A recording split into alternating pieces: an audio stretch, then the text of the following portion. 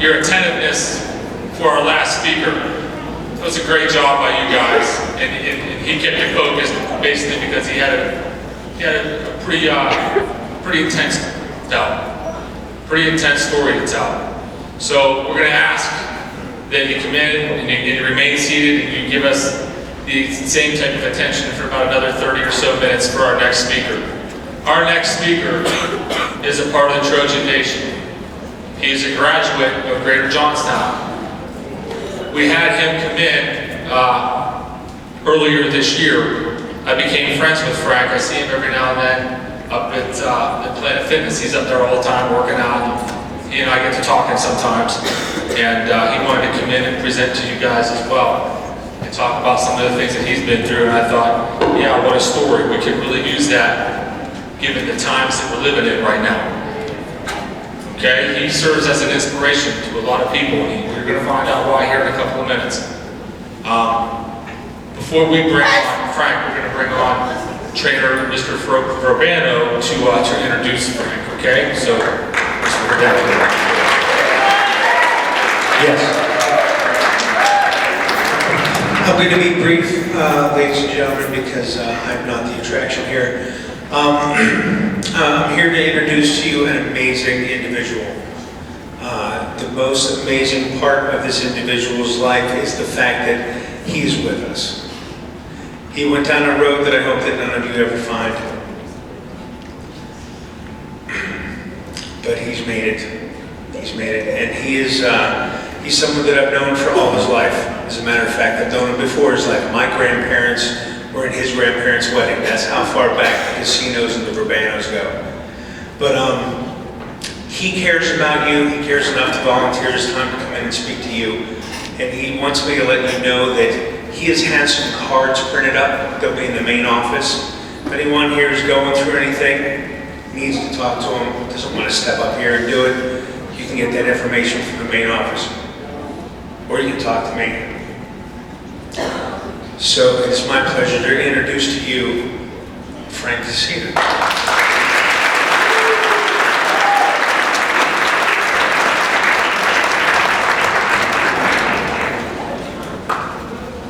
Thanks, Chris. This is Chris at my house, sleeping on my couch. Right over East. But when I speak, I like to show some love to two families that are here today.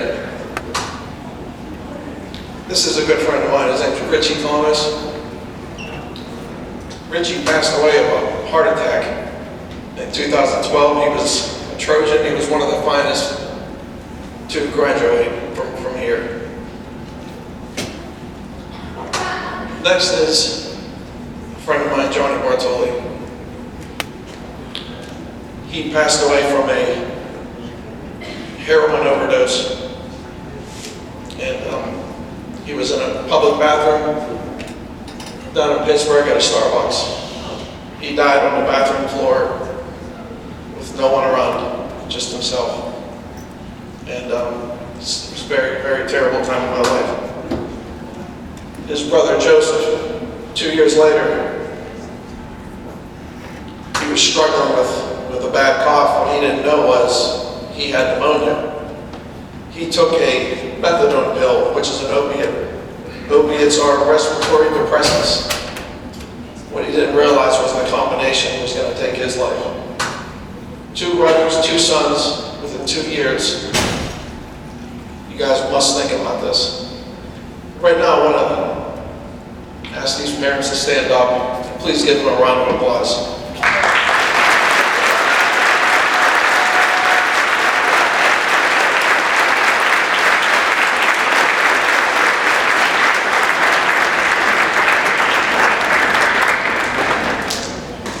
See, when I was a kid, I always had a problem with being, speaking in front of, being comfortable around my own peers. So, at a very young age, I would be drinking, a couple nights a week, no big deal. This is me where my parents took me to Canada. That does not look like a kid with the beginning stages of raging substance abuse, does it? I want to ask you guys, who here, just a show of hands, know people that drink? Okay, because I'm going to tell you the story of when I was in Seattle. A friend of mine I worked with, he was so excited his kid brother was going to come to see him for the week. Where I'm in my hotel room, the knock on the door comes, this kid comes in. This kid had a great personality. The problem was, he's 16 years old, he's carrying a 12-pack of beer at 2 in the afternoon. I sit him down, I tell him the story about a friend of mine that I went to high school with. Him and his brother one night after a party, after he graduated, were driving home. They were drunk. He fell asleep at the wheel. He had a head-on collision with a bigger vehicle. They were killed instantly. As I was telling this kid this, he was looking at me like, that's not going to happen to me. Later on, he goes home. That winter, him and his buddy, 17 years old, drinking, driving, hit a patch of ice, killed immediately.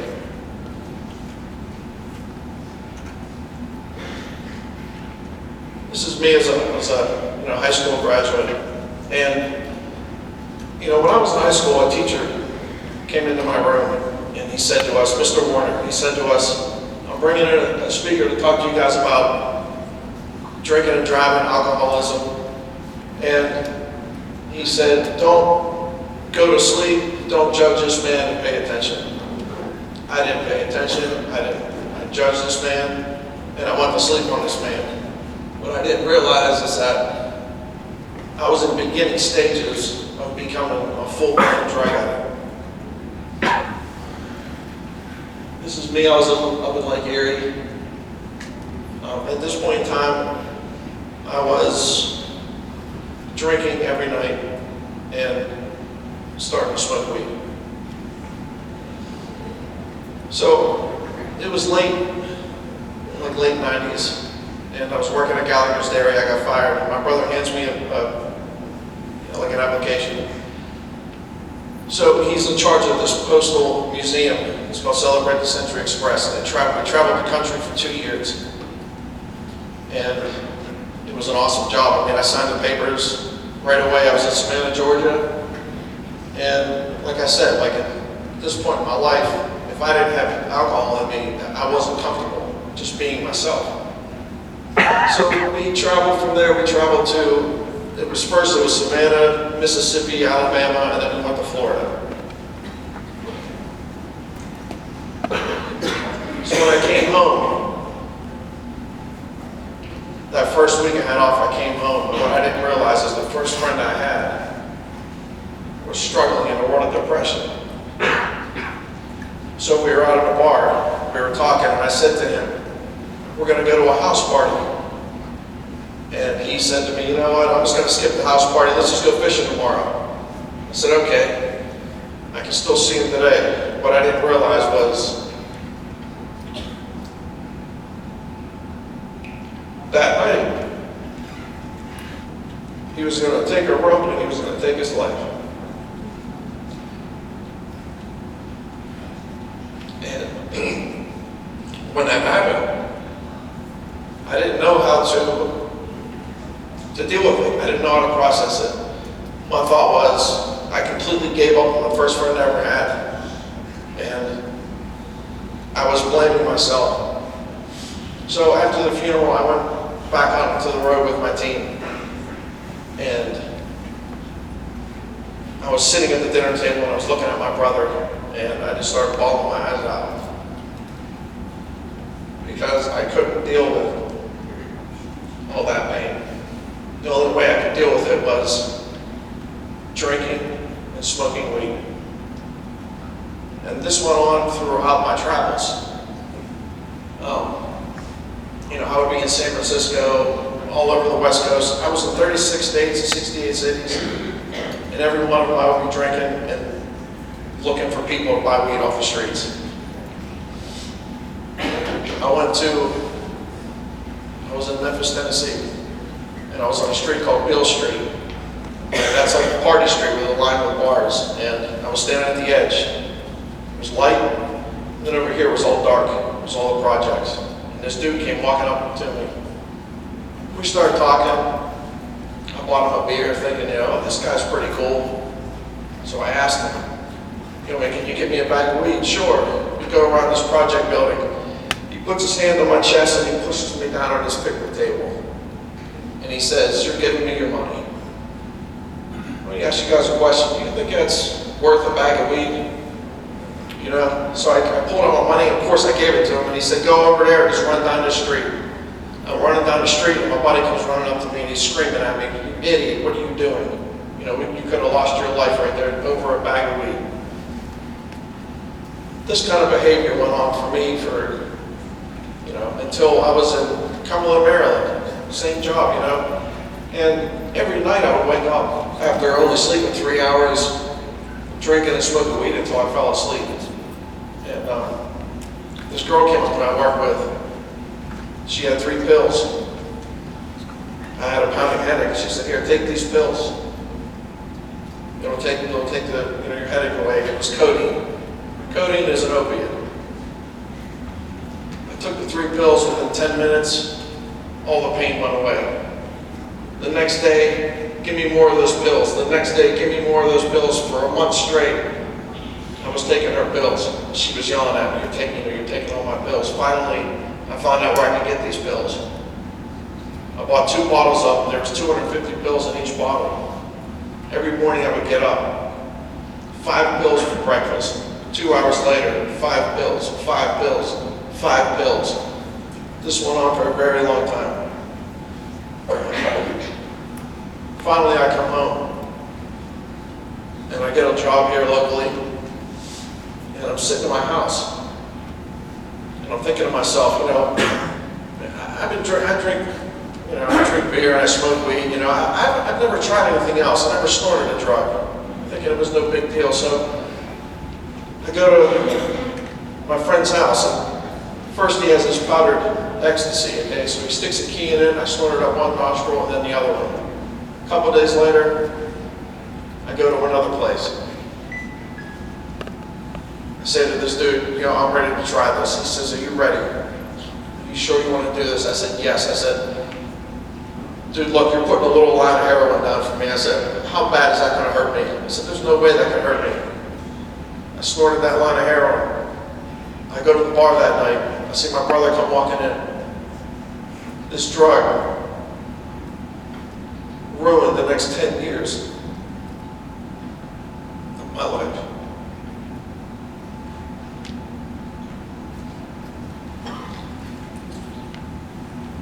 I was standing in the bar, and I had my shirt off. I had a beer in this hand and a pool stick in this hand. My brother comes walking in. Same brother, when I was a kid, I would get so excited when he would come home because he was going to tell me a bedtime story. Now he has to see his baby brother turn into a heroin addict right in front of his eyes. That night I came home, went to sleep. When I woke up, it wasn't like you, or you, or you. You get up in the morning, and you go and you eat breakfast. Me, it was, I get on the phone, I'm calling a heroin dealer. That fast, you guys. This drug will take your life over. It does not matter who you are, where you come from, how great your parents are. None of that matters. This is the eyes of a very sick man. The story behind this picture is, I shared my sobriety day with my firstborn niece. And in this picture, I'm holding her firstborn. I should be full of joy, but I'm full of torment, I'm full of sin, guilt, shame, because of the way I'm living. Every day I get up. If I don't have money, if I don't have drugs, the only thing that's on my mind is thinking of who I'm going to lie to, who I'm going to steal from. Okay? It didn't matter if it was my mother, my father, my brothers, my best friends. I was going to do anything I could to get a hold of that drug.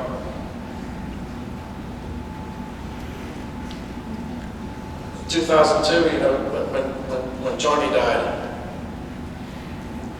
me and Johnny, when he was a little kid, I would go down to his house and I would babysit him. And then when we grew up, we were using together. And when he died, he was laying in his casket. And we were in there, we were, saying prayers and stuff like that. And then the only thing that was going through my mind was, there's a dude out in the parking lot that has 80 milligram Oxycontin pills. It wasn't that I just lost my dear friend. 2 years later, his brother died, his Joseph. And by this time, I switched from using heroin to pill form opiates, which is Percocet, Loratab, Vicodin, hydrocodone, Oxycontin, oxycodone, Roxicet, codeine. So for years I was doing this. I went down to work in the Gulf oil spill. How many of you guys remember that? And when I went down there, I had like 50 pills with me. And I ran out. And I was on this boat for 4 weeks. After about a week when I ran out, this dude says, I just had my knee operated on. I have a whole bottle of hydrocodone in my bag. He didn't think anyone was going to be taking them. Well, that was the wrong thing to say around me. At the end of that 2 weeks, all those pills were in my stomach. I came home, I was making about $1,500 a week. When I came home, the only thing was, I got to stock up on pills because I'm going to be going down there in a couple of weeks for 5 weeks on this boat. I can't leave the boat. So when I left, I spent about $700 on pain pills. I had this whole bottle. My mindset was to take some, like each day, spread it out over 5 weeks. A week later, those pills were gone. Now I'm going through full-blown opiate withdrawal. What you guys don't know about opiate withdrawal is, imagine your worst flu times 1,000. You're constantly going to the bathroom. You're shaking. You're hot. You're cold. You cannot sleep. The first time I went through opiate withdrawal, I slept maybe an hour over 4 days.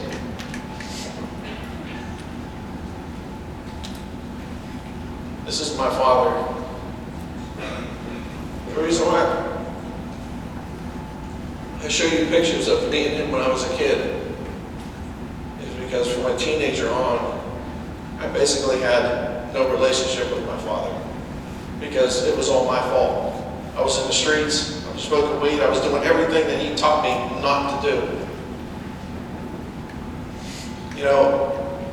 In 2011 when he passed,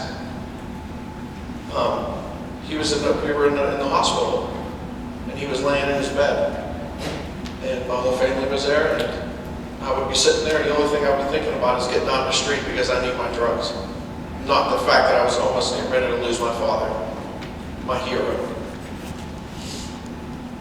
This is the cold reality of drug addiction, you guys. This is where this disease, this addiction takes you. You don't care about anything else but yourself. That's it.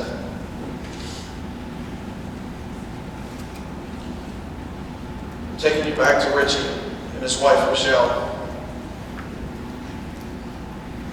After my father passed,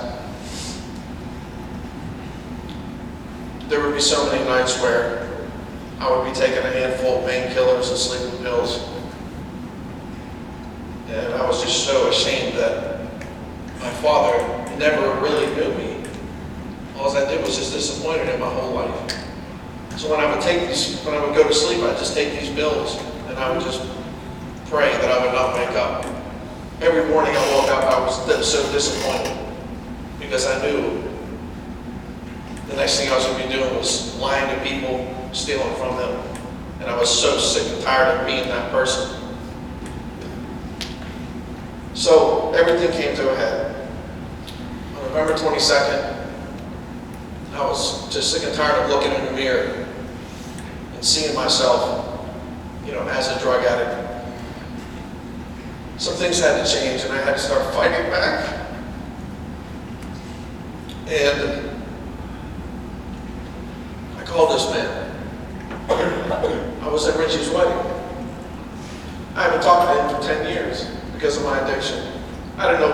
kid when I called his house. This man answers the phone.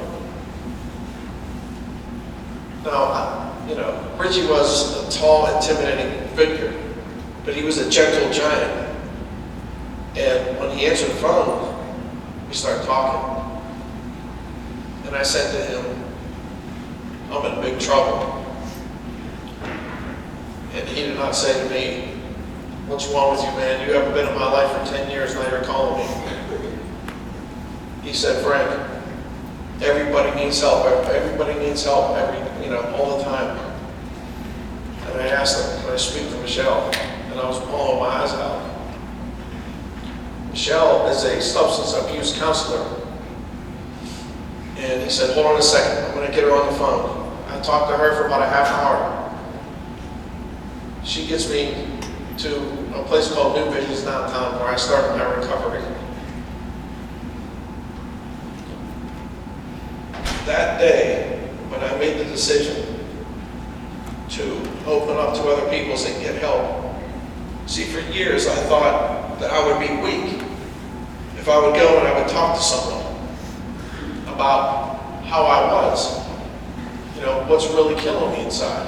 I thought I would be, like a coward if I would go and open up to that stranger that was going to help me. It turns out that I was completely wrong. That day was the defining moment in my life. That was the bravest day in the history of my life. So when I started my recovery, it was a blessing. Now I have,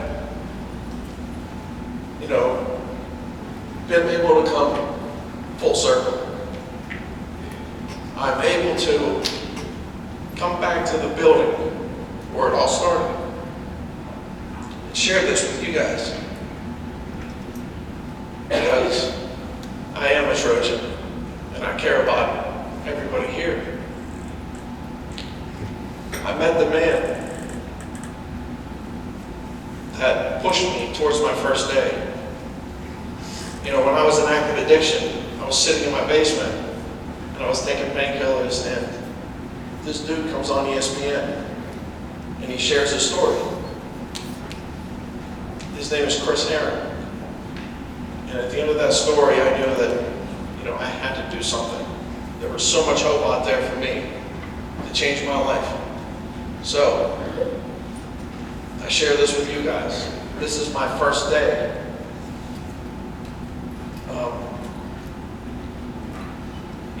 I think about this day, and that's the big deal. A lot of you guys here, are a little afraid of change. The most exciting thing in your life is that change, is that first day that you take that step. And now that I'm 5.5 years sober, I'm going to be publicly speaking in all schools. I'm going to be doing everything that I possibly can to help you guys understand the dangers of just saying, I'm just going to try it that one time. Because when you're messing with the world of opiates, it's never just one time. You guys have a big day coming up.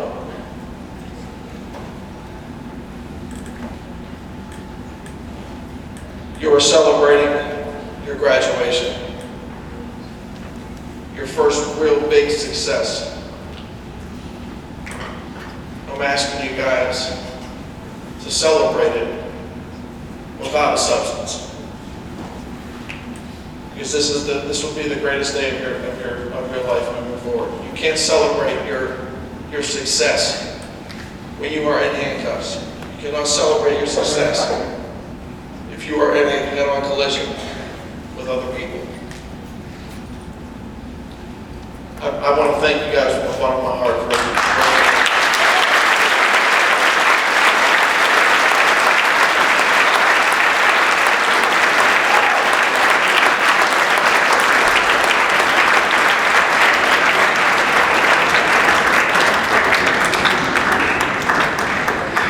Okay, well,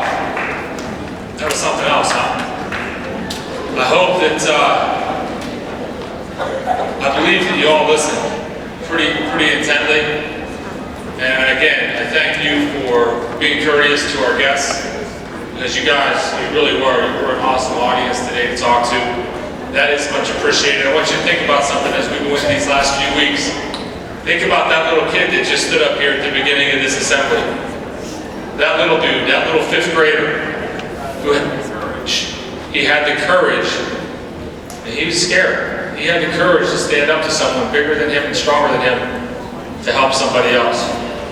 You can do that by not allowing a classmate to drive drunk, or to take that first hit of heroin, or to take that hit of marijuana, or whatever it is that's out. You can be that person that deals with it with 9th, 10th, and 11th grade issues. Please be that person. I want to thank our speakers. They obviously have made some mistakes, but they're making up for it. And there are heroes today who stand here and have the courage to speak about their problems the way that they did. It's pretty impressive. So what we have lined up for you guys, we have about 20 minutes left. We are going to return to 8th period. I think a lot of you maybe have your items there. Okay, so we're going to start on this side over here.